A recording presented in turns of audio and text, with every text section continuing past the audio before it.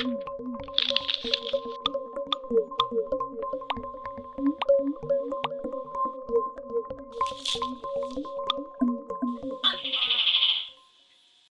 எடுத்து ஒரு டாபிக் படிக்க ஆரம்பிக்கிறீங்க. ஆரம்பிச்சு நல்லா தான் போகுது, ஆனால் போக போக ஸோ இதுக்கான சொல்யூஷன் தக்காளி. Tomato time management. இப்போ நம்ம 1980s போவோம்.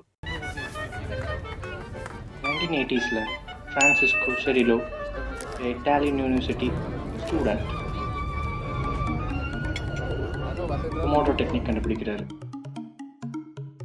பொமோட்ரோங்கிறது தக்காளிக்கான இட்டாலியன் நேம்.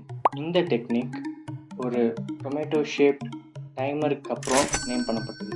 இந்த டெக்னிக் எப்படி ஒர்க் ஆகுதுன்னா, ஒரு 25 நிமிஷம் ஃபோக்கஸ்டு ஒர்க் டைமுக்கு 5 minutes ரெஃப்ரெஷிங் பிரேக்.